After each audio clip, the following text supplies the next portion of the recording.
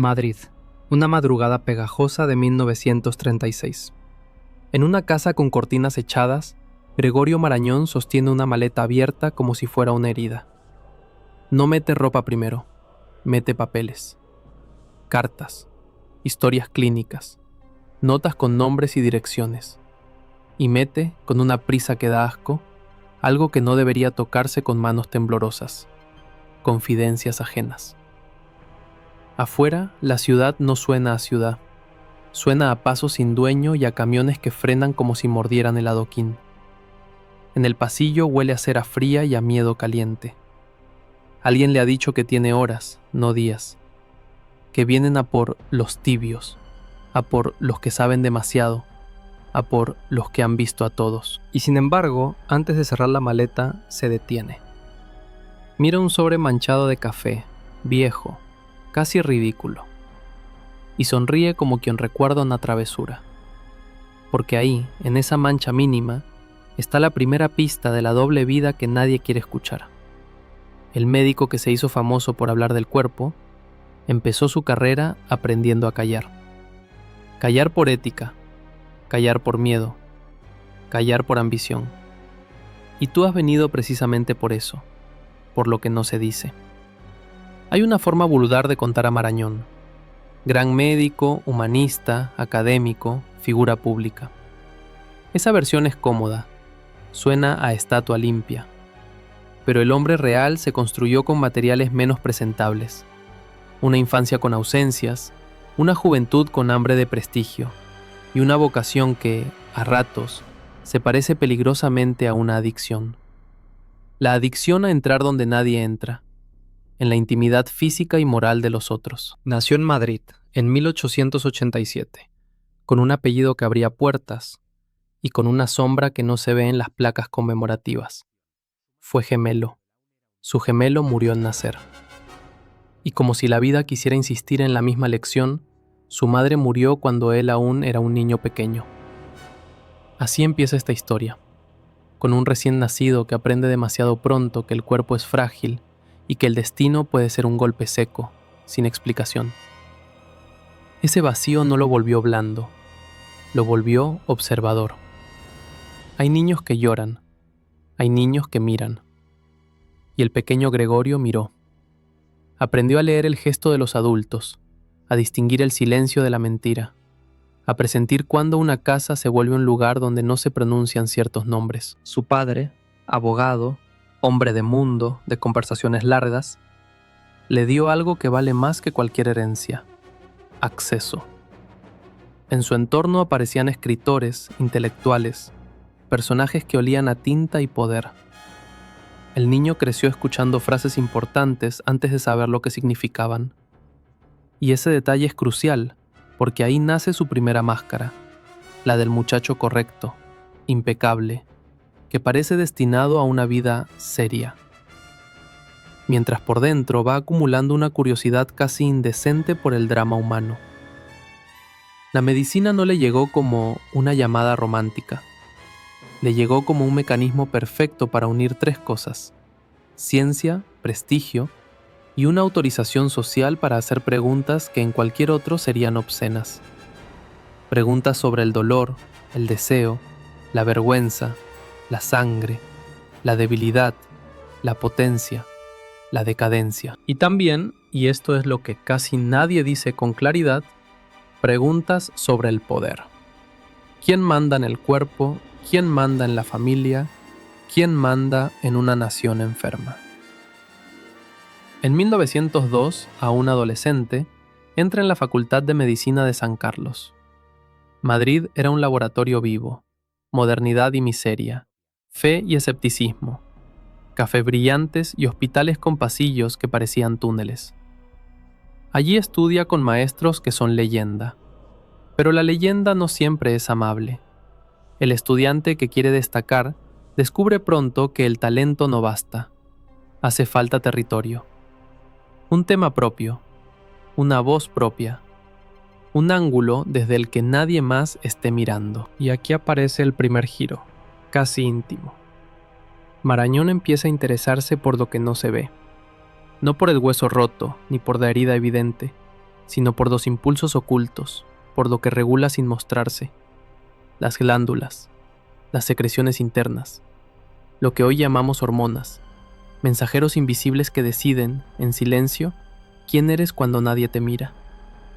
Mientras otros buscan fama en lo espectacular, él elige lo subterráneo, y esa elección lo define. Va a construir su carrera en lo secreto. Publica artículos siendo estudiante, compite, se mide, se expone. En 1909 obtiene el título de médico y un premio importante. En 1910 se doctora. No es solo brillante, es metódico, casi feroz. Quien lo mira desde fuera ve un joven disciplinado. Quien lo mirara desde dentro habría visto otra cosa, una urgencia. Como si tuviera un reloj interno que le mordiera la nuca. Como si supiera, sin saber por qué, que la vida no da garantías, que un gemelo puede desaparecer en un segundo, que una madre puede irse sin despedida. Ese reloj interno se convierte en nuestro límite de tiempo. Marañón vive como si siempre estuviera a punto de llegar tarde. Llegar tarde a la ciencia, llegar tarde a la historia, llegar tarde a salvar a alguien, llegar tarde a sí mismo. Viaja a Alemania becado. Y ese viaje le hace daño y le hace bien. Le hace bien porque ve la medicina moderna, el rigor, los laboratorios, la idea de que el cuerpo se puede estudiar como se estudia un fenómeno natural. Le hace daño porque entiende algo que no se confiesa fácilmente. España va rezagada. Y la humillación, cuando se mezcla con orgullo, es combustible puro. Vuelve con una misión que suena noble, pero que tiene una parte incómoda. No quiere solo curar. Quiere transformar la medicina española. Y transformar algo significa desplazar a alguien. Ahí nace el conflicto central, el que lo perseguirá durante décadas: la rivalidad. Porque en la universidad, en los hospitales y en las academias, no hay vacío. Si tú ocupas una silla, otro se queda de pie. Si tu disciplina se convierte en la nueva ciencia, otra disciplina pierde brillo. Si tú eres el nombre que suena en los pasillos, otro nombre se apaga. Marañón empieza a moverse por Madrid como alguien que entiende el tablero. Trabaja, investiga, enseña, atiende pacientes. Y aquí viene una escena que suele maquillarse, pero que conviene mirar de frente. La consulta médica de un hombre como él era una frontera. Entra una persona con el abrigo puesto y el orgullo por delante. Sale, a veces, más ligera, pero también sale expuesta. Porque Marañón pregunta lo que nadie pregunta, y lo apunta, y lo guarda. Y ese guardar tiene dos caras. Una es la ética del clínico, la otra, la posibilidad del poder, el poder de saber. En esos años tempranos, su mirada se vuelve famosa por una mezcla peligrosa: precisión científica y teatro moral. Él no solo describe un síntoma, lo interpreta. No solo mide un pulso, lo convierte en metáfora. Eso seduce. Y enfurece. Seduce a los que buscan sentido en su sufrimiento. Enfurece a los colegas que quieren una medicina fría, sin literatura. O, al revés, a los moralistas que no toleran que alguien hable de sexo, de identidad, de deseo, como si fueran temas clínicos y no pecados. Y en los corredores, casi sin que él lo anuncie, aparece la figura del competidor, el otro médico brillante, el otro intelectual, el otro hombre que también quiere ser imprescindible. No hace falta darle un nombre todavía. Basta con entender su función dramática. Es el espejo que deforma, el que convierte cada logro de Marañón en una provocación, el que susurra: no es ciencia, es vanidad. O peor, no es vanidad, es política. Porque la política ya está entrando en su biografía, como humo por debajo de la puerta. España hierve. Las ideas se vuelven trincheras. Y Marañón, que tiene amigos en muchos bandos, empieza a cometer el primer pecado que se cobra caro en tiempos extremos: matizar. El matiz, en un país polarizado, se castiga como traición. Hay un momento, no escrito en los libros escolares, en que un médico comprende que su prestigio puede ser una condena, que si te vuelves la voz de algo, te exigirán que hables siempre, que opines, que firmes, que apoyes, que ataques, que seas bandera. Y Marañón, que por naturaleza ama el análisis, empieza a vivir una tensión íntima. Cuanto más famoso se hace, menos libre se vuelve. En la juventud, él aún cree que puede controlar esa maquinaria. Cree que puede ser a la vez científico puro y figura pública útil. Cree que puede tocar el fuego sin oler a humo. Y aquí colocamos el segundo giro, el que prepara el desastre. Su especialidad, lo oculto, lo hormonal, lo sexual, lo ambiguo, lo empuja justo hacia los territorios donde la sociedad es más cruel. Porque estudiar lo secreto del cuerpo significa rozar lo secreto de la moral. Y ahí, tarde o temprano, te atacan. En una época obsesionada con lo normal, Marañón se mete con lo que rompe la norma. Investiga, escribe, discute. Y lo hace con un tono que parece sereno, pero que por debajo tiene filo. Habla de diferencias, de estados, de transiciones. Y cada frase suya puede convertirse en munición para dos bandos opuestos. Unos lo usan para justificar prejuicios, otros lo acusan de alimentarlos. Ese es el precio de mirar de frente donde los demás bajan la vista. Mientras tanto, su vida personal se vuelve más hermética. No porque no tenga afectos, sino porque entiende que una figura pública es un animal rodeado. Cada gesto se interpreta. Cada silencio se convierte en rumor. Y el rumor, a veces, mata carreras. El joven Marañón se hace imprescindible en el hospital, pero también empieza a aprender la coreografía del prestigio. Conferencias, salones, academias, artículos. Lo aplauden. Y el aplauso tiene un sonido bonito, hasta que descubres que también sirve para tapar gritos. Y un día, casi sin ceremonia, ocurre algo decisivo. La endocrinología, eso que parecía subterráneo, empieza a ganar entidad. El mundo invisible se vuelve la nueva llave para entender el cuerpo. Marañón no solo está dentro, está en el centro. Y el competidor, el rival, el otro, lo nota, lo huele. Porque en la ciencia, como en la política, hay depredadores de prestigio. Si tú descubres un continente, ellos quieren ponerle su bandera. La tensión sube de manera silenciosa, como sube una fiebre. Cada paso que Marañón da hacia la fama también es un paso hacia el peligro. Y el peligro no es solo que se equivoque. El peligro es que lo conviertan en símbolo y luego lo rompan para dar ejemplo. Por eso, cuando volvemos mentalmente a aquella madrugada de 1936 del inicio, la maleta ya no parece un accidente histórico. Parece el final lógico de una primera vida. Una vida donde aprendió a mirar lo oculto, a escribirlo, a guardarlo y a ganarse enemigos por hacerlo. Y aquí cerramos este tramo sin cerrar la historia. El muchacho que perdió un gemelo y una madre se convirtió en un médico que entra en la intimidad ajena con permiso social. Pero cada secreto que toca deja una huella. Y esas huellas, en una España que se aproxima al abismo, van a convertirse en pruebas, en acusaciones, en chantajes morales. El reloj interno sigue contando, y la rivalidad, por fin, va a mostrar los dientes. El primer golpe de fama no llegó con una conferencia elegante ni con una medalla. Llegó con un olor. Año 1922. Viaje a las Urdes. No un viaje turístico, un descenso. El coche se detiene y el aire cambia como si alguien hubiera abierto una puerta a otra época. El barro se pega a las botas con una insistencia humillante. En las paredes de algunas casas no hay suciedad. Hay capas, como costras de vida. Gregorio Marañón entra, agacha la cabeza y ve lo que Madrid no quiere ver. Un niño con el cuello hinchado como si llevara una piedra adentro.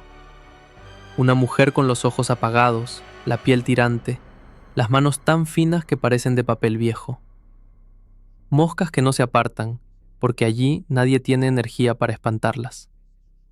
Y un silencio. Ese silencio que no es paz, sino resignación. Marañón traga saliva. Siente una mezcla sucia, compasión, rabia y una cosa más fea, casi vergonzosa. La certeza de que aquello, si lo cuenta bien, va a sacudir al país. Y en esa certeza hay placer. El placer del que sabe que ha encontrado material. Ahí tienes tus tres sensaciones juntas, como un golpe seco. Satisfacción porque sí, esto es lo oculto. Interés porque ya quieres saber qué hará con esa imagen. Y asco porque, en el fondo, nadie sale limpio cuando convierte la miseria en argumento. A partir de esa experiencia, su fama deja de ser solo científica, se vuelve moral. Y cuando un hombre se vuelve moral en público, empieza el juego más peligroso. Todo el mundo pretende poseerlo. Durante esos años, Marañón ya no es únicamente un médico joven con futuro. Es el médico que escribe como un novelista, el clínico que habla como un filósofo, el intelectual que se atreve a tocar temas que en los cafés se susurran y en las familias se niegan. Publica, da charlas, opina. Aparece en tertulias, periódicos, círculos donde las palabras son balas. Y esa visibilidad le da algo que él cree controlar, pero que en realidad lo controla a él: autoridad social. En la consulta y en el hospital se corre un rumor nuevo. Si te ve Marañón, te entiende. No solo te diagnostica, te interpreta. Y eso engancha a la gente poderosa, porque el poderoso teme una cosa por encima de todo: ser incomprendido cuando se desmorona. Empiezan a llegarle pacientes que no vienen solo por dolor, sino por secreto. No quieren curación únicamente, quieren coartada, discreción, absolución. Y aquí nace el primer gran dilema que su biografía suele esconder bajo palabras bonitas. Un médico con acceso al corazón de la élite no solo cura, administra silencio. Y el silencio, cuando lo administras a los poderosos, se convierte en moneda. Entonces aparece con nitidez su competidor. No es un villano de opereta, es el otro hombre brillante que también conoce los pasillos del poder, pero juega con reglas más frías. Juan Negrín, médico, científico, político en ascenso, un tipo de inteligencia cortante, con olfato para el momento histórico. Donde Marañón ve personas, Negrín ve estructuras. Donde Marañón se vuelve símbolo moral, Negrín aspira a ser motor político. Y entre ambos nace algo que no se dice en voz alta: una rivalidad por el dominio del relato de la España moderna. ¿Quién representa el futuro? ¿El médico humanista que conmueve y advierte? ¿O el científico político que organiza y manda? Al principio es una rivalidad elegante: debates, comentarios, murmullos en círculos académicos. Pero la elegancia dura poco cuando el país se rompe por dentro. La fama de Marañón crece por dos vías a la vez: la ciencia y la palabra. Sus textos no suenan a manual, suenan a juicio. Habla de la vida, de la sexualidad, de la identidad, del deseo, de la vejez, de la energía humana como si fueran fenómenos de laboratorio, pero también como si fueran capítulos de una tragedia. Eso lo convierte en un puente raro, entre el médico y el público general, entre lo clínico y lo íntimo. Y ese puente atrae multitudes. Y también atrae fuego. Porque cada vez que toca un tema prohibido, la sexualidad, lo que se considera normal o desviado, la fragilidad del carácter, alguien lo acusa de inmoral. Y cada vez que intenta introducir matices, alguien lo acusa de tibio. Y la palabra tibio en España no es una descripción, es una amenaza futura. Mientras su figura se hace gigante, él empieza a notar el precio. Lo que antes era un despacho y un laboratorio se transforma en escenario. Y un escenario exige personaje. Él aprende a colocarse, a hablar con pausa, a dejar que una frase caiga como sentencia. No es impostura completa, es estrategia. Y la estrategia, cuando funciona, también te deforma. En esos años, el país pasa por la dictadura de Primo de Rivera y el desgaste de la monarquía. Marañón va tomando posición como liberal crítico. Quiere reformas, modernización, ciencia, educación. En su cabeza, España puede curarse como un cuerpo, diagnosticando, tratando, evitando recaídas. Pero la política no es medicina. En política, el paciente no se deja explorar, muerde. Negrín, por su parte, entiende algo que Marañón tarda más en aceptar, que el poder no se convence con razón, se conquista con organización.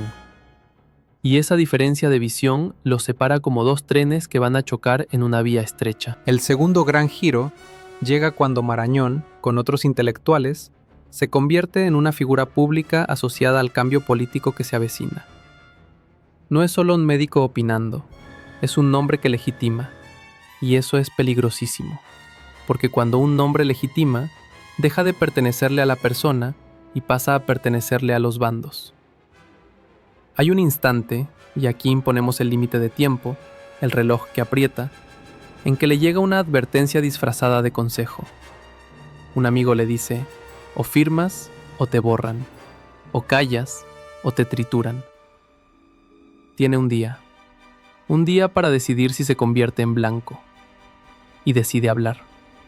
Ese paso lo eleva, también lo condena.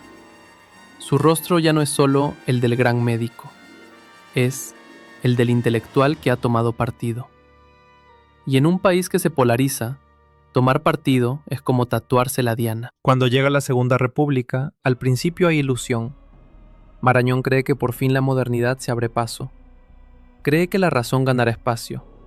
Se le ve cerca de círculos reformistas, en debates públicos, defendiendo una España que se piense a sí misma con ciencia y cultura.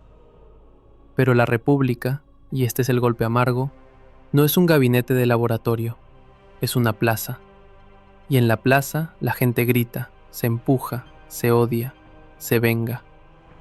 Marañón comienza a ver la sombra detrás de la promesa. La violencia, la intolerancia, el fanatismo que se cuela por los huecos de cualquier esperanza. Y él, que había creído que su papel era ser puente, descubre que los puentes también se dinamitan. Su rivalidad con Negrín se vuelve más que intelectual, es moral y estratégica.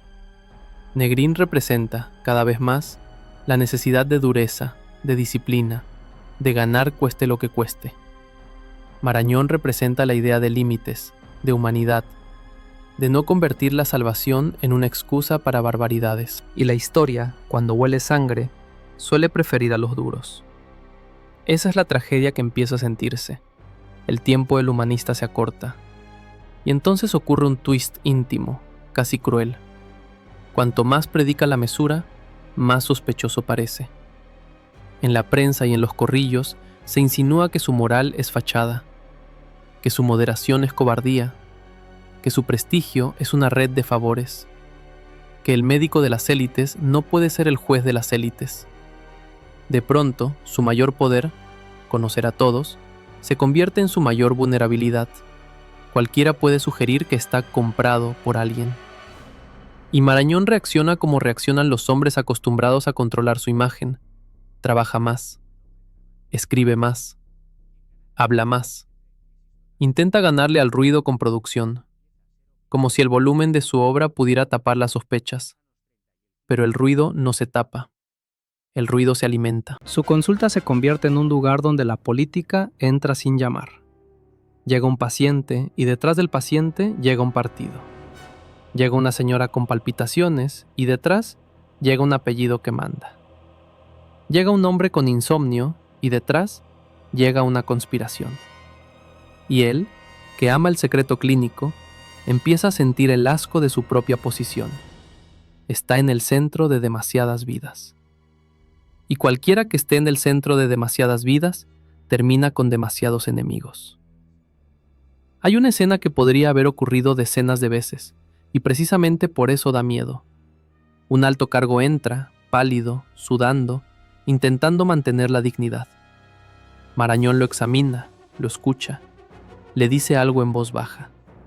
El hombre traga, mira al suelo. y antes de ir se pregunta, ¿esto quién más lo sabe? La pregunta no es médica, es política. Y Marañón entiende que su prestigio se sostiene sobre una cuerda. Si la cuerda se corta, no cae solo el médico, cae el confesor de la nación. Negrín, mientras tanto, sube.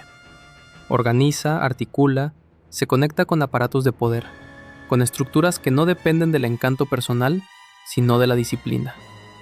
Y en esa subida, el contraste se vuelve venenoso. Marañón aparece como el hombre del verbo, Negrín como el hombre de la máquina. ¿Quién ganará cuando el país entre en crisis total? La respuesta empieza a ser obvia, y por eso duele. Llegan los años 30 y el clima se vuelve irrespirable. Lo que antes eran discusiones ahora son listas. Listas de amigos y enemigos. Listas de los nuestros y los otros. Y Marañón, que ha vivido entre mundos, queda atrapado en la peor posición posible, la del que no encaja en ninguna lista sin que la lista lo traicione. Y como en toda tragedia, la historia le ofrece una falsa salida, el exilio como pausa. Una retirada que no es rendición, sino supervivencia. Él todavía no quiere aceptarlo. Se resiste. Como si admitir que debe irse fuera reconocer que la razón ha perdido. Pero el reloj vuelve a golpear. 1936 se acerca como un animal grande, pesado. Los rumores dejan de ser rumores. Las calles cambian. Las conversaciones se cortan cuando alguien entra. Los amigos se miran distinto. El país se prepara para una enfermedad sin cura rápida, la guerra. Y aquí encajamos de nuevo con aquella madrugada de la maleta abierta. La maleta no era símbolo literario, era una decisión física. Lo que mete dentro no son solo papeles, mete su vida anterior. Mete los años en que creía que podía hablar y ser escuchado. Mete la ilusión de que un intelectual podía frenar el odio con argumentos. Porque ahora, en ese verano que se rompe, lo que domina no es el argumento, es la sospecha. Y la sospecha se come a los hombres como una infección. Le llegan mensajes contradictorios. Unos le piden que se declare de un lado, sin ambigüedades. Otros le aconsejan callar. Algunos le ofrecen protección, a cambio de sumisión. Y en medio de todo, siente que su rival, Negrín, representa lo inevitable. La política convertida en guerra, la guerra convertida en método. Marañón no quiere ser método, quiere ser conciencia. Pero la conciencia, en la tormenta, estorba. Entonces viene el instante límite, el que convierte al personaje en fugitivo. Alguien cercano le dice con claridad brutal que su nombre está circulando en boca de gente peligrosa, que ya no es cuestión de prestigio, sino de supervivencia, que no tendrá semanas para decidir, tendrá horas. Y ahí está la última imagen de esta parte, el médico famoso, el intelectual aplaudido, el hombre que había querido curar a España con palabras y ciencia, doblando cartas con manos rápidas, como si doblara su propia biografía para que cupiera en una maleta. No huye porque haya dejado de creer en lo que pensaba. Huye porque entiende algo más oscuro. En un país donde todos buscan culpables, el hombre que conoce secretos es un botín. Y el botín, tarde o temprano, se despedaza. El coche espera. Afuera, Madrid ya no es Madrid, es un borde. Y él, antes de cruzarlo, mira por última vez la habitación donde tantas veces escribió con calma. Ahora escribe con el pulso del que sabe que lo persiguen no por lo que hizo, sino por lo que representa. Y la rivalidad, que empezó como competencia de ideas, queda suspendida en el aire con un veneno nuevo. Cuando el país arde, los rivales ya no compiten por aplausos, compiten por quién sobrevive y quién define el relato final. En el exilio, porque el exilio no es un lugar, es una fiebre lenta. Marañón descubre algo que lo humilla. El prestigio no abriga. Te aplauden en un país y en otro eres, de repente, solo un nombre pronunciado con curiosidad. Y esa pérdida, lejos de hundirlo, lo vuelve aún más peligroso. Lo obliga a fabricar su propia utilidad a contrarreloj. Se impone una regla que no confiesa en público, pero que se nota en su manera de vivir. No dejar que el miedo sea lo último que escriba. Y se da un límite brutal, casi supersticioso. tiene 12 meses para producir una obra que lo sobreviva, porque intuye que si la guerra lo traga, si lo atrapan, si lo silencian, si lo convierten en ejemplo, lo único que quedará de él será lo que ya esté impreso, lo que ya esté en manos de otros. Su vida se reduce a una carrera contra la desaparición. Así se entiende su proceso de trabajo, que siempre fue intenso, pero ahora se vuelve casi obsesivo. Trabaja como quien cavara un túnel con las uñas. Y aquí viene el detalle que suele omitirse por vergüenza colectiva. El gran humanista, el gran médico, el gran moralista.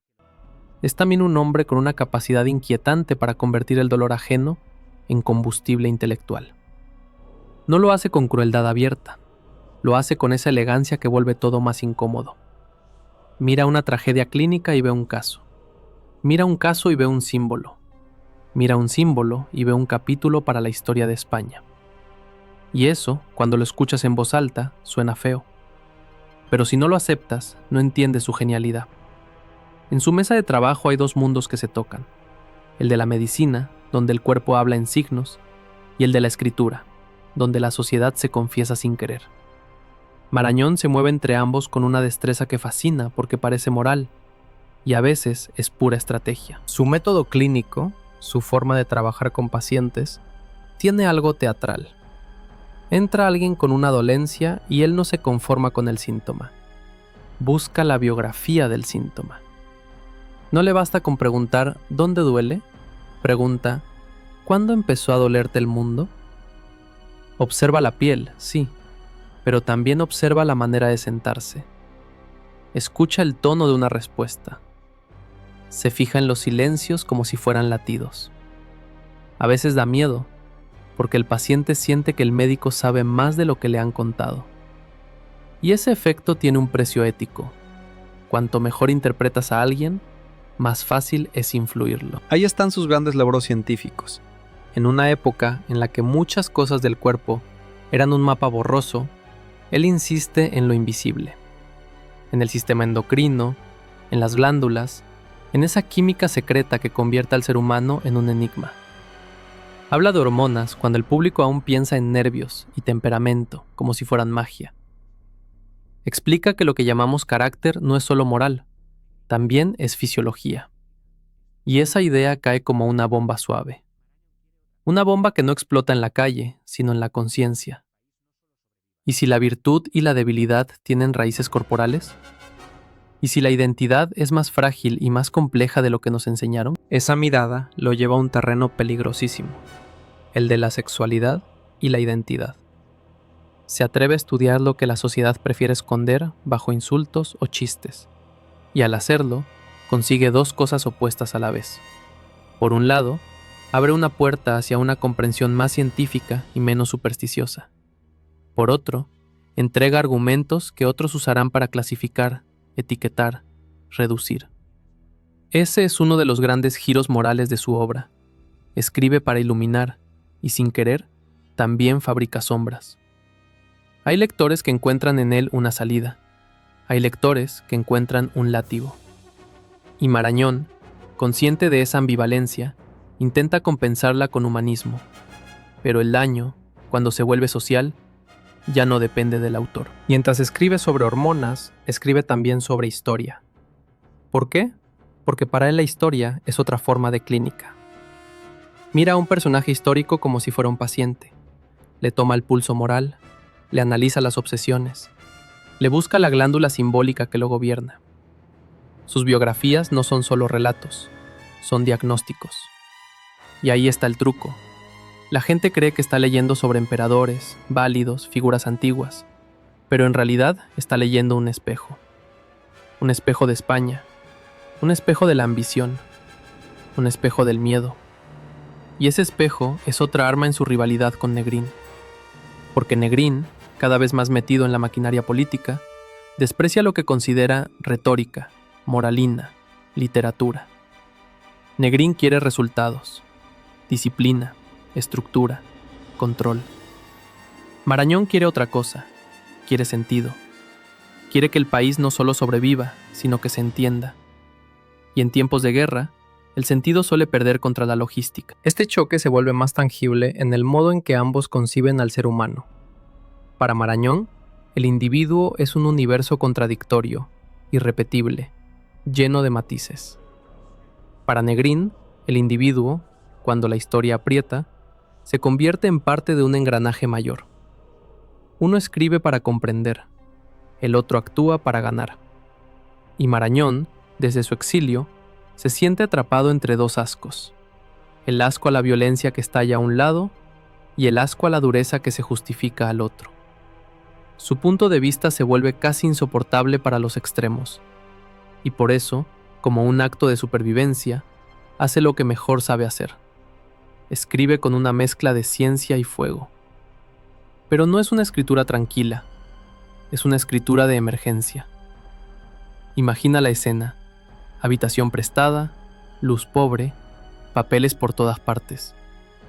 Él se levanta temprano, se lava la cara como si pudiera lavarse la época y se sienta a trabajar. Divide el día como si fuera un hospital improvisado. Primero, lectura y notas, como si pasara visita a sus propios pensamientos. Luego, escritura intensa, páginas que salen rápidas, con frases que parecen bisturías. Después, corrección. Ahí aparece el hombre obsesionado por el matiz, por el adjetivo exacto, por la sentencia que no se derrumba. Y finalmente, el silencio nocturno, donde lo asaltan las dudas, los nombres, las caras, los muertos que aún no sabe si están muertos. Su productividad, vista desde fuera, parece heroica. Vista desde dentro, parece una forma de no enloquecer. Y aquí llega un twist que cambia el tono. El exilio, que debía reducirlo, lo amplifica. Porque lejos del ruido inmediato de Madrid, su mente se vuelve más nítida, más cortante. Es como si, al perder la patria física, ganara una patria intelectual más grande, la de los lectores que no lo conocieron como personaje público, sino como voz. Y esa voz se vuelve, a la vez, más universal y más peligrosa. ¿Por qué peligrosa? Porque ahora, cualquier frase suya puede interpretarse como arma contra alguien. Y alguien, siempre alguien, está esperando usarlo. En su trabajo médico, también hay un logro menos visible pero enorme: el impulso de modernizar la clínica, de formar escuela, de vincular ciencia con cultura. No concibe la medicina como oficio mecánico, sino como disciplina que exige ética y comprensión humana. Su figura inspira a generaciones no solo por lo que sabe, sino por cómo lo cuenta. Crea un estilo: el médico escritor. El médico que no se limita a curar, sino que intenta traducir la enfermedad para que la sociedad se mire en ella. Y justo cuando esa influencia se expande, aparece el lado oscuro del éxito: el mito. El mito de Marañón se vuelve más grande que Marañón. En algunos lugares lo tratan como conciencia intocable, en otros como traidor inevitable. Y él empieza a sentirse prisionero de su propio nombre. En el fondo, su gran obra, su gran aporte, no es una lista de diagnósticos concretos ni una sola teoría aislada. Es la idea de que el cuerpo y el alma no son enemigos, de que la biología no anula la dignidad y de que la cultura no puede ignorar la carne. Eso, dicho así, suena bonito, pero en la práctica le trae tormenta. Porque si el cuerpo condiciona, entonces la moral se vuelve más compleja. Y si la moral se vuelve compleja, los fanáticos se enfurecen. Por eso, cada logro suyo es también un disparo contra él. Lo acusarán de un lado de justificar lo injustificable por biología.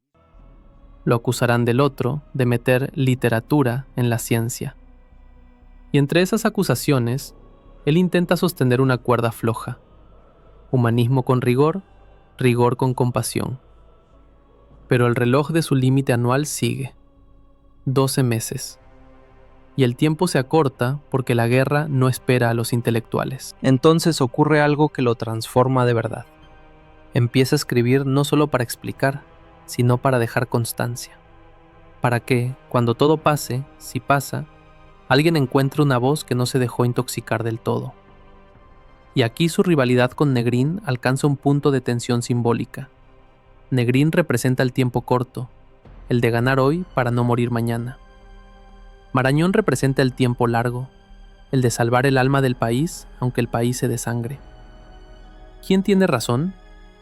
Esa pregunta no tiene respuesta limpia, y por eso duele. En este tramo de su vida, Marañón consigue un logro que no aparece en diplomas: la capacidad de hablarle a públicos distintos con un mismo filo. A científicos les ofrece método y observación. A lectores comunes les ofrece imágenes, personajes, intensidad. A políticos les ofrece diagnósticos morales, a veces demasiado sinceros, sobre la enfermedad del poder. Y esa versatilidad lo convierte en algo rarísimo: un intelectual transversal. En tiempos de trincheras, eso es casi una provocación. Lo más oculto de esta etapa, lo que queda fuera de los homenajes, es su contradicción íntima. Por mucho que odia la violencia, sabe que su fama crece en parte gracias al drama histórico. No lo celebra en voz alta, pero lo siente. Y ese sentimiento lo persigue como una mancha. Y cuando el año de límite casi se cumple, aparece el momento de máxima tensión personal. Se pregunta si su escritura ha servido para algo, o solo para hacerlo más vulnerable. Se pregunta si su humanismo es una lámpara o un adorno. Se pregunta, con una lucidez que arde, si la historia recordará su ciencia o su posición. Y en ese punto, entiende algo que cambia su manera de trabajar. No puede controlar cómo lo interpretarán. Solo puede controlar la calidad de lo que deja. Ese es el cierre emocional de esta parte. Marañón trabaja como si cada página fuera un salvoconducto. No para regresar a un país intacto, eso ya no existe, sino para regresar a sí mismo sin haberse traicionado del todo. Y la rivalidad, mientras tanto, sigue viva en el aire. No como un duelo de vanidades, sino como una pregunta fatal sobre qué tipo de hombre decide el destino de una nación en ruinas: el que organiza la victoria o el que insiste en la conciencia. La próxima etapa, y aquí la tensión queda suspendida, será la más amarga y a la vez la más decisiva. El regreso, la reinterpretación de su figura, el modo en que el tiempo lo usará, lo discutirá y lo convertirá en herencia. Porque la guerra no solo mata cuerpos, reordena biografías. Y a Marañón todavía le queda vivir dentro de la biografía que otros van a escribirle encima. Regresar no fue un viaje, fue un veredicto. Cuando por fin vuelve, España ya no se parece a la España que dejó. No es solo que haya ruinas en las calles, es que hay ruinas dentro de las palabras. Las mismas frases que antes significaban esperanza, ahora suenan a consigna, y las miradas, esas miradas, han aprendido un idioma nuevo, el idioma del cuidado. Cuidado con lo que dices, cuidado con a quién saludas, cuidado con recordar. Marañón entra en Madrid como quien entra en un hospital después de una epidemia. Reconoce los pasillos, pero el olor es otro. Hay un silencio raro, administrativo, como si el país entero hubiera sido obligado a hablar en voz baja. Y ahí, en ese silencio, reaparece la pregunta que lo perseguía desde el exilio. ¿Cómo se mantiene la conciencia cuando el aire está lleno de miedo? Porque el regreso trae un primer twist venenoso. Muchos lo reciben como si volviera a su sitio, como si el prestigio fuese una propiedad que se recupera con una firma en la frontera. Pero otros lo miran con una mezcla de resentimiento y sospecha. El hombre que salió, el hombre que opinó, el hombre que tuvo voz, ¿vuelve para qué? ¿Para curar? ¿Para acomodarse? ¿Para ser usado? Y aquí es donde la rivalidad con Negrín deja de ser un choque de ideas y se convierte en una sombra histórica. Negrín, el rival de la máquina y la disciplina, está lejos. Su nombre circula como insulto o como herida, según quien lo pronuncie.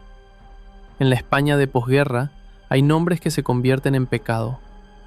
Y el truco del poder es sencillo: convierte a algunos en demonios para necesitar menos explicaciones. Negrín, desde la distancia, termina siendo eso, un símbolo útil para el relato de otros. Marañón, en cambio, vuelve, y se transforma en otra cosa, en símbolo tolerable. Y ese contraste es, a la vez, victoria y condena, porque ser tolerable significa algo que da asco si lo dices sin adornos. Significa que, de algún modo, tu figura puede encajar en el nuevo marco sin romperlo. Y eso le exige una cirugía moral diaria. Hablar lo suficiente para no callarse del todo, pero no tanto como para que el régimen lo muerda. Es una cuerda floja. Y él, que siempre vivió entre mundos, ahora tiene el abismo más cerca. Su consulta y su presencia vuelven a crecer. Lo buscan de nuevo. Enfermos reales, sí, pero también enfermos de poder. Personas con cargos, con apellidos, con secretos que necesitan a alguien que sepa escuchar sin traicionar. El médico que administra silencio vuelve a estar en el centro del tablero. Y el tablero es cruel. En la posguerra, el secreto no es solo vergüenza, es supervivencia. Secreto es haber estado del lado equivocado. Secreto es haber ayudado a alguien. Secreto es haber callado lo que se vio. Secreto es haber comido cuando otros no comían. Y Marañón, que entró en la medicina por el deseo de comprender lo oculto del cuerpo, ahora se enfrenta a lo oculto del país. Un país con miedo en la garganta, donde la gente no cuenta su historia completa ni a su propia familia. Entonces se impone un nuevo límite de tiempo, más íntimo y más brutal que aquel del exilio. El límite del cuerpo que envejece. Ya no corre solo contra la política, corre contra sus propias fuerzas. Nota que el cansancio no se va con dormir. Nota que el día se le queda corto, no por falta de disciplina, sino porque la energía ya no es infinita. Y en vez de retirarse, hace lo que siempre ha hecho cuando lo acorralan. Acelera. Trabaja con una intensidad que tiene algo de desafío a la muerte. Escribe, pronuncia discursos, vuelve a los círculos académicos. Reorganiza su vida intelectual como quien reconstruye un puente con las manos ensangrentadas. Pero la reconstrucción no es inocente. Cada aparición pública suya es leída como un mensaje, aunque él no lo pretenda. Si habla de libertad con palabras suaves, algunos lo celebran en secreto y otros lo vigilan.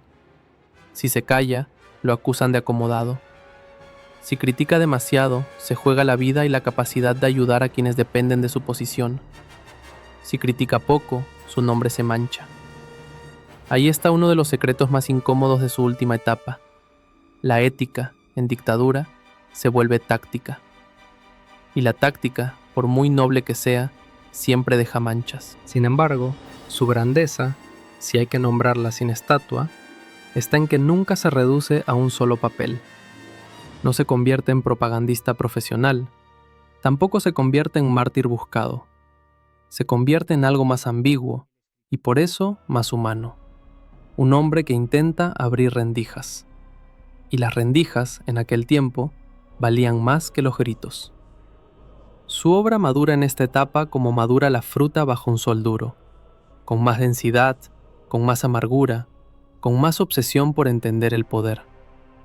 Escribe sobre figuras históricas como quien disecciona una enfermedad crónica. Ya no le interesa tanto el héroe, le interesa el mecanismo del fanatismo, de la obediencia, de la ambición. Mira el pasado con bisturí, porque el presente no se puede mirar directamente sin quemarse. Y en ese proceso de escribir la historia como clínica, ocurre un giro casi literario. Empieza a entender que su propia biografía también ha sido convertida en un caso. Un caso para unos y otro caso para otros. Un ejemplo según el bando. Un modelo para quien quiere mostrar que el talento puede sobrevivir a todo. Un traidor para quien cree que sobrevivir ya es un pecado.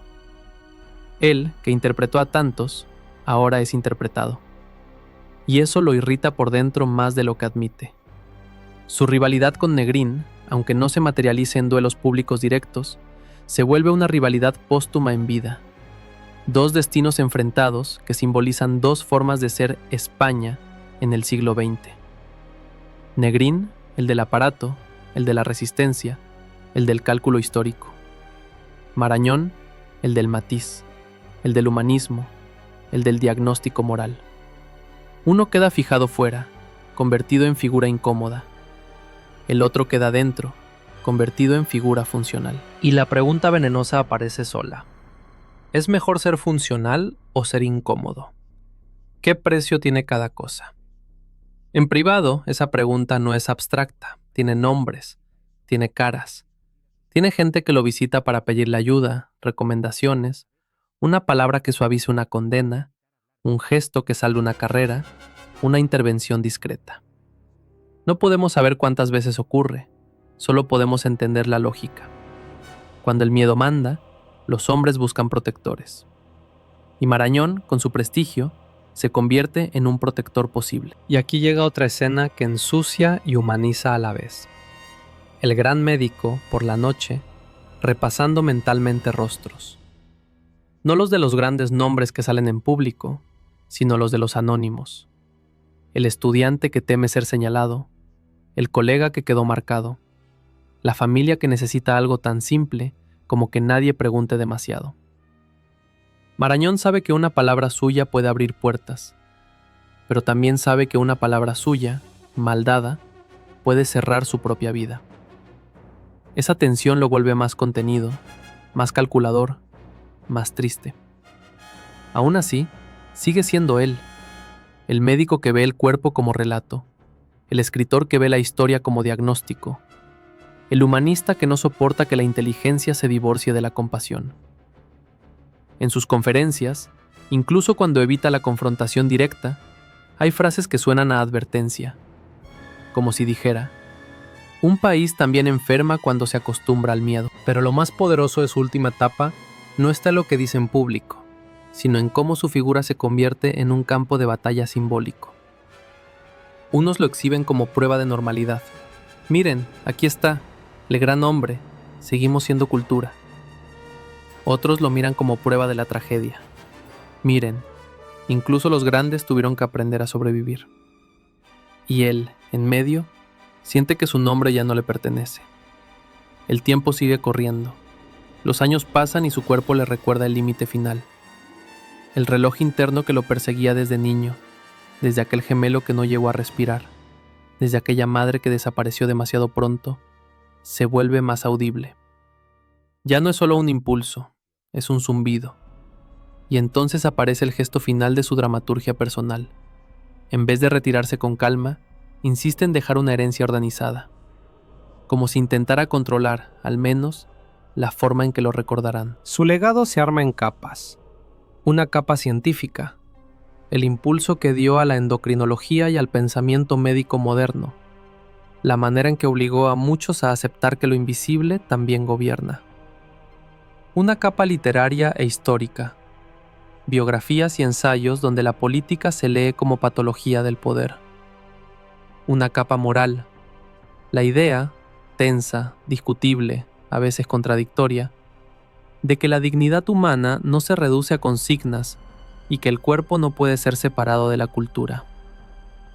Y una capa más oscura, inevitable, la discusión eterna sobre su posición, sobre su regreso, sobre sus silencios. Porque el país también necesita eso. Necesita discutir a sus figuras para no mirarse demasiado de frente. A veces, pelear por Marañón es una forma de evitar hablar de lo que nos pasó a todos. En sus últimos años, hay una especie de calma falsa. Una calma con la textura de lo inevitable. Él sigue trabajando, pero ya no se engaña. Sabe que la historia es más fuerte que los individuos y que su rivalidad con Negrín, esa rivalidad de modelos, no se resolverá en vida de ninguno. Se resolverá en archivos, en libros, en debates futuros. Se resolverá, tal vez, cuando España se atreva a mirarse sin necesidad de absolverse. Y entonces llega el final, que no es un golpe teatral, sino un cierre orgánico. Muere en 1960. Y con su muerte ocurre el último twist, el más triste y el más real. La persona se apaga, pero el personaje crece. Marañón se convierte en nombre de instituciones, en referencia, en adjetivo. Se vuelve marañoniano lo que antes era simplemente su manera de pensar. Se vuelve monumento lo que antes era contradicción viva. Y ahí está el punto más inquietante de su historia. Lo oculto que te prometí desde el inicio. Quizás la gran tragedia de Marañón no fue la guerra, ni el exilio, ni la rivalidad con Negrín, ni siquiera el riesgo físico. Quizás fue esto, que su talento para comprender al ser humano lo obligó a vivir en el lugar más peligroso de todos, el lugar del matiz, justo cuando el mundo exigía gritos. Y sobrevivió, sí, pero sobrevivir, a veces, también es una forma de quedar marcado. Su herencia, por eso, es incómoda y valiosa. Nos deja una lección que no se puede convertir en eslogan sin traicionarla. Que el cuerpo tiene secretos que influyen en la moral. Que la moral tiene trampas que se disfrazan de pureza. Que el poder enferma si nadie lo diagnostica. Y que el diagnóstico, cuando es honesto, te gana enemigos. El rival, Negrín, termina siendo su espejo histórico. El hombre del cálculo y la disciplina frente al hombre del matiz y la conciencia.